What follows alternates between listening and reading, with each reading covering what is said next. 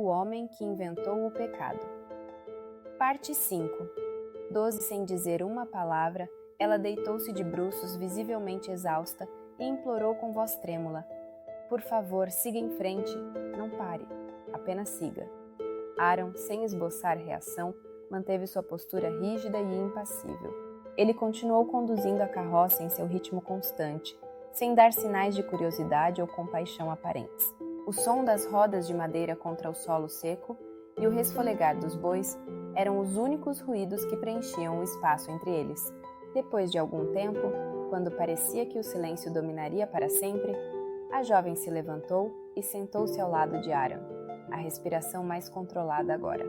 Ela era jovem, de rosto bonito e corpo robusto, sua presença marcante ao lado de Aaron.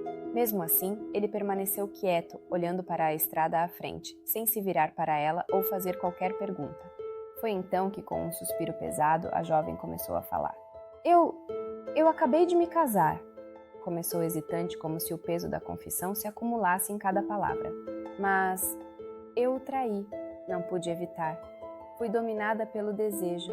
Havia um outro homem mais jovem, e eu me senti muito atraída por ele. Eu cedi, fui descoberta, e agora eles querem me apedrejar por minha traição. As palavras dela pairavam no ar, pesadas e repletas de desespero. Aaron continuava impassível, guiando a carroça, sem oferecer qualquer conselho ou julgamento imediato. A jovem olhou para ele, esperando uma resposta, uma palavra, um gesto. Mas Aaron, com o capuz cobrindo parcialmente seu rosto, parecia estar imerso em seus próprios pensamentos, deixando a confissão dela ressoar no silêncio que seguia. A carroça seguia em frente, e assim também o destino incerto dos dois viajantes. A jovem fez uma pausa, buscando um sinal de julgamento no rosto de Aaron, mas ele manteve-se calado, guiando os bois adiante, sem desviar o olhar ou reagir. Ele era uma figura impenetrável, quase como uma sombra envolta no hábito negro, e seu silêncio, de alguma forma, convidava a jovem a continuar. Eu fugi, ela continuou, a voz agora carregada de emoção. Não podia suportar o pensamento de ser apedrejada, de enfrentar o ódio de todos. Sei que o que fiz foi errado, mas agora só quero escapar do que me espera. Você me ajudaria a fugir? A jovem, após contar sua história em meio à confusão e desespero, olhou para Aaron, esperando qualquer tipo de reação. Ele permanecia quieto, inabalável, com os olhos fixos no caminho à frente. O silêncio era sufocante, e o ambiente desolado ao redor deles aumentava a sensação de isolamento. Talvez, movida pela urgência de garantir sua segurança, ou pelo desejo de escapar de sua própria realidade, ela tomou uma decisão ousada. Lentamente, apalpou uma das coxas de Aaron, seus dedos hesitantes no início, mas depois mais firmes, tentando atrair sua atenção de uma maneira mais física. Eu posso ser bastante convincente, sussurrou ela, sua voz carregada de insinuação. E arrematou. Sou bem quente. Seus olhos procuravam uma resposta no rosto encoberto de Aaron, talvez esperando que ele reagisse, se quebrasse de sua quietude inabalável. Aaron, porém, permaneceu imóvel. Sob o capuz que lhe escondia os olhos, ele não esboçou nenhuma reação visível. O toque dela, as palavras sugerindo sedução, pareciam não surtir efeito. A jovem esperava que ele se virasse, que dissesse algo, qualquer coisa, mas a calma impenetrável de Aaron permanecia. Ele sabia que a situação dela era de desespero, e talvez isso a estivesse levando a escolhas impulsivas, mas ele também compreendia o peso de sua própria jornada. O poder que possuía sobre a vontade alheia era mais complexo e sutil do que os desejos superficiais. Ele compreendia que seu caminho era maior que qualquer prazer momentâneo ou distração física. Sem desviar o olhar do horizonte à sua frente, Aaron soltou uma das mãos das rédeas e, com um gesto delicado, levou a mão dela para longe de sua perna. Quando Aaron finalmente quebrou o silêncio, sua voz cortou o ar seco do deserto como uma lâmina afiada. Mas sua pergunta foi feita de forma calma e direta. Você se sente culpada?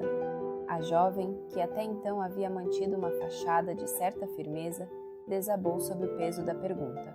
Suas lágrimas começaram a escorrer e logo ela estava chorando compulsivamente. As palavras saíram entre soluços, cheias de arrependimento e vergonha. Eu traí a honra da minha família. especialmente a de meu pai, que pagou um bom dote pelo meu casamento. Traí meu marido, um homem bom e justo. Mas pior do que isso, eu traí a mim mesma, porque agora não posso mais voltar à aldeia onde vivi toda a minha vida. Ela parou por um momento, enxugando as lágrimas com as mangas do vestido, enquanto continuava a soluçar. O único caminho que restou para mim é me tornar uma prostituta. Não tenho mais escolha. Ao ouvir isso, Aram, que até então havia se mantido em um estado quase impassível, de repente virou-se ligeiramente para ela, sua voz carregada de uma firmeza que surpreendeu a jovem.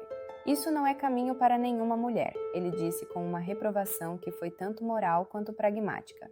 Você acha que a prostituição é a única saída porque o peso da culpa te cegou para outras possibilidades, mas você está errada. Aram manteve o tom firme, porém não cruel. Ele sabia que ela estava no limite da desesperança, mas também entendia que as decisões que ela estava considerando seriam irrevogáveis. O que você fez foi um erro. Não há como negar. Mas vender seu corpo não vai te libertar da dor ou da culpa. Vai apenas aprisionar você em uma nova forma de miséria. A jovem olhou para Aram com os olhos cheios de lágrimas. Mas agora havia algo mais do que desespero em seu olhar. Talvez fosse a força nas palavras de Aram, ou talvez o fato de que, finalmente, alguém estava falando com ela de uma forma direta e sem julgamento gratuito. De alguma maneira, ele havia feito com que ela reconsiderasse seus próximos passos. Mas o que posso fazer?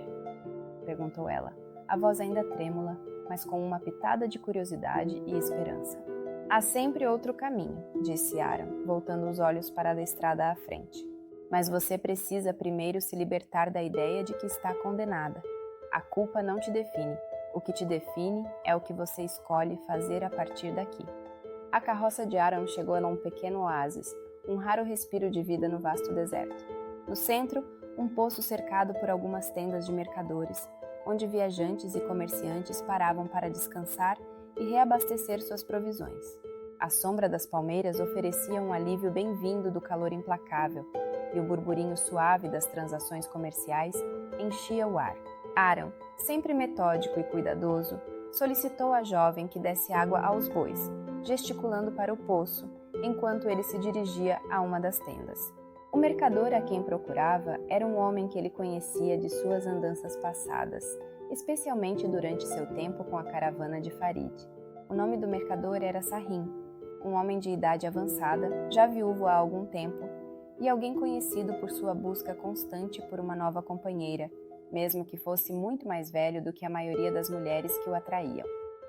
Sarrim, com seu rosto enrugado e olhos atentos, estava ocupado com seus negócios, rodeado por tecidos, especiarias e objetos de luxo que ele trazia de suas viagens pelo deserto. Aram, com o capuz abaixado para cobrir o rosto, entrou na tenda, tomando cuidado para que Sarrim não o reconhecesse. Ele sabia que se revelasse sua identidade, o mercador poderia lembrar de seu passado ao lado de Farid. Com uma voz calma e controlada, Aram se apresentou de forma distinta.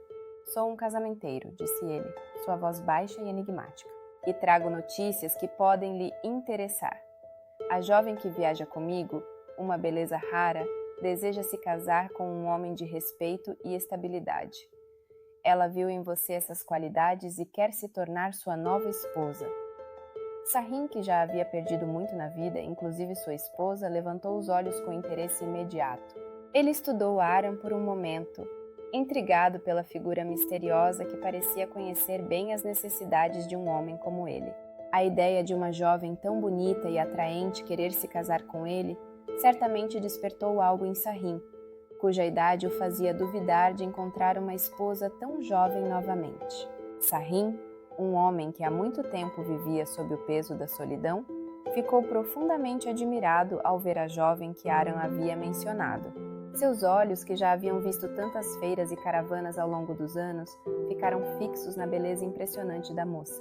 O contraste entre sua juventude vibrante e a própria velhice dele o deixou sem palavras por alguns instantes.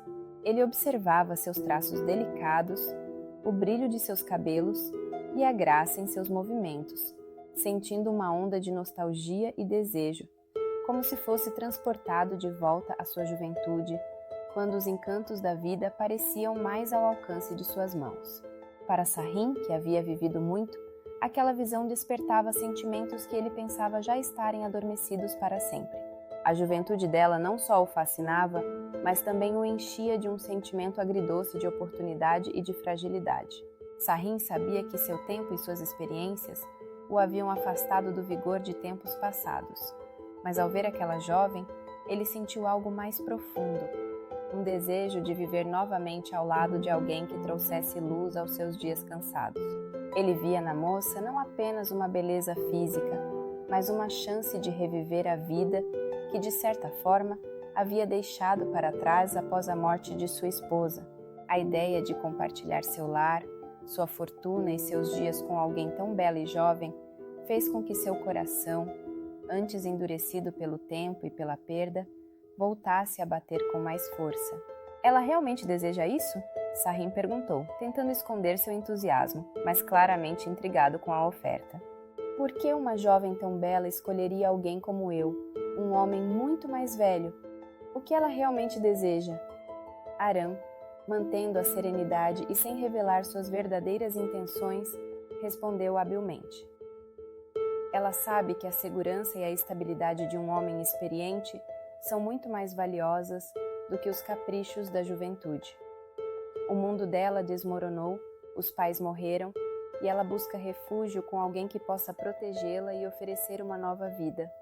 Acredite, ela está disposta a seguir este caminho. Sarrin, ainda um pouco hesitante, coçou o queixo, ponderando sobre o que havia sido dito. Aram, observando a mente do mercador trabalhando, sabia que havia plantado a semente, e agora só precisava deixar que Sarrin a regasse com sua própria imaginação e desejo.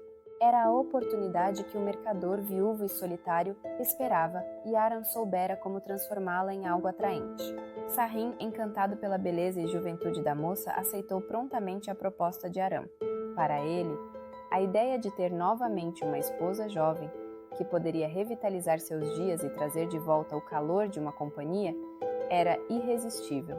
Aram, com sua frieza calculada e sempre escondendo o rosto sob o capuz, aproveitou a situação para fazer seu pedido. Em troca do casamento, disse ele em um tom controlado, eu gostaria de algo que simbolize o valor desta união. Uma pedra preciosa de rara beleza e altíssimo valor. Sarrin, sem pensar duas vezes, concordou, e logo trouxe uma pedra de safira azul profundo, de tamanho impressionante, tão brilhante que parecia conter o próprio céu noturno. Era um tesouro antigo, lapidado com perfeição, cujas facetas capturavam e refletiam a luz com uma beleza hipnotizante. Sarrin entregou a pedra a Aram com mãos firmes e um brilho de satisfação nos olhos, certo de que havia feito uma troca justa. Após o acordo, Aram dirigiu-se ao poço, sozinho, onde a jovem ainda estava, molhando os bois e tentando lidar com suas próprias angústias. Com sua postura calma e fria, Aram informou a jovem sobre a decisão tomada. Sarrin será o seu novo marido. A jovem, tomada de surpresa, reagiu com revolta. Mas ele deve ter a idade do meu pai, exclamou, a indignação evidente em seus olhos. Aram, sem perder a compostura, a pegou firmemente pelos braços e, com uma voz baixa, porém carregada de convicção, plantou a ideia que ele sabia que a jovem iria lutar contra no início, mas que acabaria por germinar. Essa é a única forma de você se livrar da culpa que carrega. Casar-se com Sarrin trará a redenção que você procura. Ele é um homem respeitável, poderoso. Ele pode te dar uma nova vida e, acima de tudo, segurança. A jovem hesitou, as palavras de Aram ecoando em sua mente. Sua raiva inicial começou a enfraquecer. Ao pensar na traição que cometera, nas consequências que a aguardavam e no desespero de fugir da desonra, a proposta de Aram passou a fazer mais sentido. Aos poucos, um sorriso começou a desabrochar em seus lábios. Ela olhou para Aram, ainda incerta, mas já aceitando que essa poderia ser a única maneira de escapar de seu destino sombrio. A semente estava plantada e Aram sabia que, como todas as sementes bem regadas, em breve ela germinaria. Aram deixou o oásis com a pedra preciosa cuidadosamente guardada, uma safira azul tão rara e valiosa que seu brilho parecia conter os segredos do universo. Enquanto guiava a carroça em direção ao horizonte, sentia o peso da fortuna recém-adquirida em sua posse. A safira, em seus olhos, não era apenas uma joia, mas um símbolo de sua crescente habilidade de manipular e influenciar o destino dos outros. Com um sorriso de triunfo, Aram vangloriou-se em silêncio. Em poucos minutos ganhei mais do que meus pais juntaram em toda a vida, pensou ele, a satisfação quase palpável.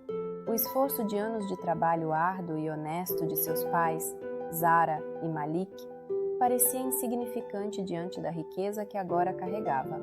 Para Aram, a vida havia se revelado um jogo de astúcia e poder, e ele estava jogando com maestria. As lições que Zafar lhe ensinara estavam finalmente rendendo frutos, e com a pedra em mãos, Aram sentia-se mais poderoso e invencível do que nunca. Aram continuava seu caminho em silêncio, conduzindo a carroça por terrenos áridos e monótonos, quando, subitamente, um homem surgiu das sombras e pulou na carroça ao seu lado. Sem hesitar, o homem sacou uma faca e, com um movimento rápido, cravou a lâmina na altura da cintura de Aram, com um aviso frio de que ele deveria ficar quieto e seguir para Zarates. No entanto, surpreendentemente, Aram não esboçou qualquer reação ao ataque. Seu rosto permaneceu sereno, como se a situação fosse banal. Com uma voz calma, ele apenas confirmou: "Estou indo para Zarates." O silêncio profundo que se seguiu ao comentário de Aram parecia desconcertar o agressor. Aguardando reações de medo e resistência, ele ficou intrigado pela tranquilidade de Aram. O homem, que inicialmente estava nervoso, começou a se acalmar diante da passividade dele. A tensão se dissipou lentamente e o homem, sem perceber, começou a falar, como se a presença tranquila de Aram lhe inspirasse confiança. "Trabalhei nas caravanas de Farid por mais de 5 anos", começou ele, a voz agora menos tensa. Aram, sem virar o rosto, reconheceu o homem de imediato. Ele lembrava dele dos tempos em que viajava com Farid, mas preferiu se manter incógnito, absorvendo as palavras e deixando o homem desabafar. A postura imperturbável de Aram parecia encorajar o homem a continuar. "Eu não sou ladrão", ele disse, como se quisesse deixar isso claro desde o início. A serenidade inabalável de Aram parecia operar de maneira quase mágica sobre o homem que o ameaçara momentos antes. Enquanto a faca permanecia cravada ao seu lado, Aram não demonstrava medo ou sequer uma reação à agressão. Sua postura tranquila e controlada era desarmante, uma resposta que o homem claramente não esperava. Com o silêncio pesado entre eles, a tranquilidade de Aram criou uma atmosfera em que a tensão começou a se dissipar. Aos poucos, o homem, que entrara nervoso e tenso, sentiu-se estranhamente à vontade na presença de alguém tão calmo diante do perigo. O silêncio de Aram parecia dizer que não havia pressa, que o tempo estava do lado de ambos. Sentindo o peso da ameaça se esvair, o homem, agora acalmado pela passividade de Aram, começou a falar, inicialmente sobre seu tempo com Farid, mas, aos poucos, encorajado pela presença serena ao seu lado, revelou seu maior segredo. "Faço parte de um complô para assassinar o soberano de Zarates", confessou o homem, os olhos fixos no horizonte. "Harun al-Matuk é um tirano. Massacra seu povo. Não poupa mulheres nem crianças. Alguém precisa fazer algo." O homem suspirou profundamente, como se finalmente estivesse se libertando de um grande peso ao compartilhar aquilo. "Estamos prontos para lutar.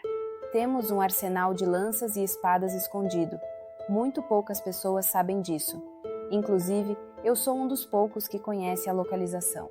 Estou indo para Zarates para começar a distribuir as armas." Aram ouviu cada palavra com atenção, sem interromper. O homem, agora mais à vontade, continuou. "O problema é entrar na cidade. Zarates está com suas entradas fortemente vigiadas por causa dos distúrbios recentes. Eles não estão permitindo que viajantes entrem livremente. E com os guardas na fronteira, é quase impossível passar despercebido." O homem olhou para Aram, agora mais calmo, buscando uma solução. Ele não sabia que Aram já estava familiarizado com a cidade e que talvez soubesse exatamente como lidar com essa dificuldade. Mas, fiel à sua natureza, Aram manteve-se calado por mais algum tempo, permitindo que a gravidade da situação pairasse entre eles. Ele sabia que as palavras certas, na hora certa, teriam um impacto profundo no desenrolar dos eventos. Arã, com sua habitual calma, virou ligeiramente o rosto para o homem ao seu lado, seus olhos ainda escondidos sob o capuz. Com a voz tranquila, mas carregada de confiança, disse: colocá-lo dentro da cidade não será problema. Eu conheço um modo de entrar. O homem, visivelmente aliviado pela promessa de Arã, começou a se sentir mais à vontade, já sem a tensão inicial.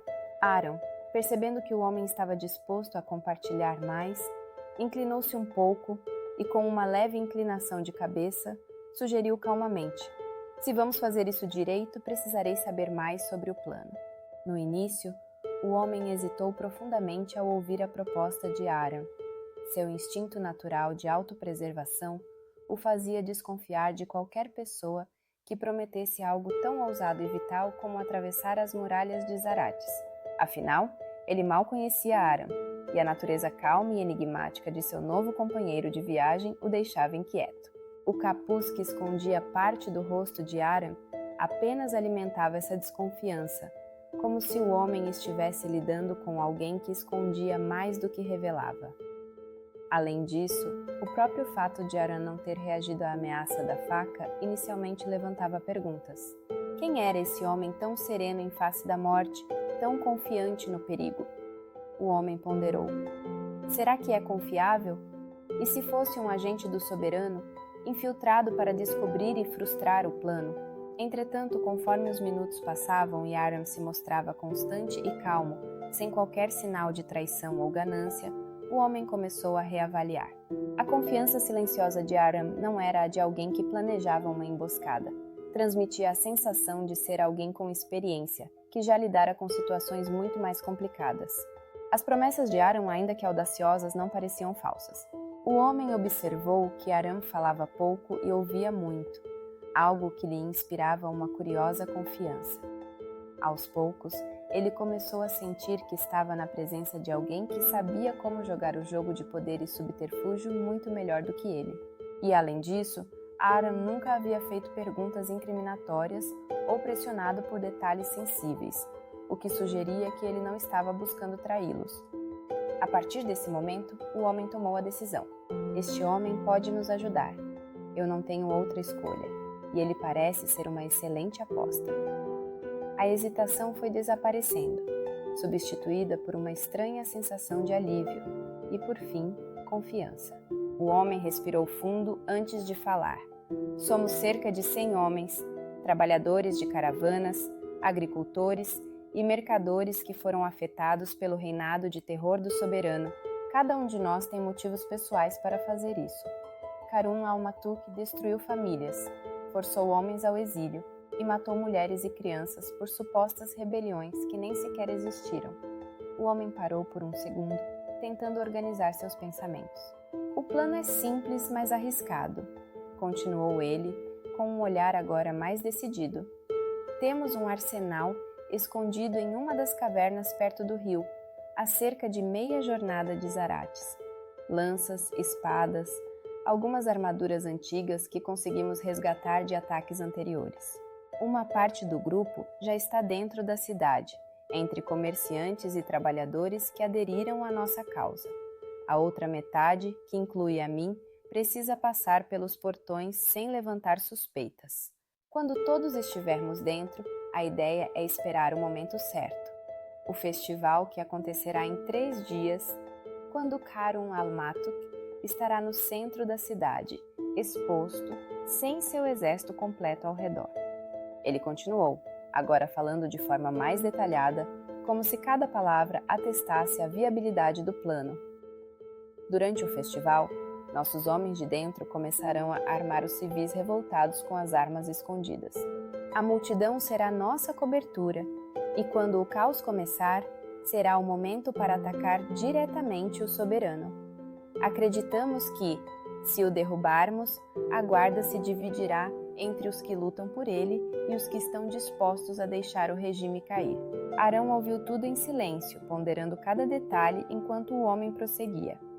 A confiança dele estava crescendo a cada palavra dita, e era evidente que, pela primeira vez, o homem sentia que talvez tivessem uma chance real de sucesso. Se conseguirmos entrar sem sermos notados, finalizou ele, Será nossa melhor e única oportunidade de derrubar o tirano. Aram, imperturbável, apenas acenou lentamente com a cabeça. Ele sabia que tinha mais controle da situação do que o homem podia imaginar, e os detalhes que acabara de ouvir se tornariam valiosos. Zafar, que seguia Aram disfarçado como uma brisa leve e imperceptível, observava com grande interesse o diálogo entre Aram e o homem ao seu lado na carroça. Sempre à espreita, monitorando cada passo de Aram, Zafar não pôde conter sua satisfação ao ver como as peças estavam se encaixando. Ao ouvir sobre o complô contra o tirano Harun al-Matuk, o gênio sentiu uma onda de prazer, pois tudo estava indo conforme suas intenções ocultas. Aram, que Zafar moldara pacientemente, estava finalmente no caminho para se tornar o agente do caos que ele tanto desejava. Cada palavra do diálogo, cada detalhe sobre o plano, reforçava a certeza de Zafar de que logo haveria caos que desestabilizaria Zarades. O que deixava Zafar ainda mais radiante era a própria natureza do envolvimento de Aram. O jovem não só ouviria o plano de revolta, mas também teria um papel decisivo na entrada dos conspiradores na cidade. Essa ação direta, mesmo que aparentemente sutil, desencadearia uma série de eventos que colocariam fim ao reinado do tirano Harun. Para Zafar, não se tratava apenas de destruir um soberano. Era sobre a transformação de Aram em alguém capaz de manipular e participar ativamente de grandes movimentos sociais e políticos. Zafar sempre soube que, uma vez envolvido em uma causa como essa, Aram se tornaria uma figura de influência e, com a devida manipulação, continuaria a semear o caos por onde passasse, moldando um mundo bem diferente daquele idealizado pelos gênios. A destituição de Harun al-Malik, na mente de Zafar, seria apenas o primeiro de muitos tiranos que perderiam o seu reinado. Ele sabia que Zaratis era uma cidade dividida pela opulência do castelo e a miséria nas ruas, um contraste que há muito o incomodava. Com o tirano deposto, Zafar previa que as barreiras que separavam os ricos dos pobres seriam enfraquecidas, abrindo caminho para uma redistribuição do poder e da riqueza. Fim da parte 5.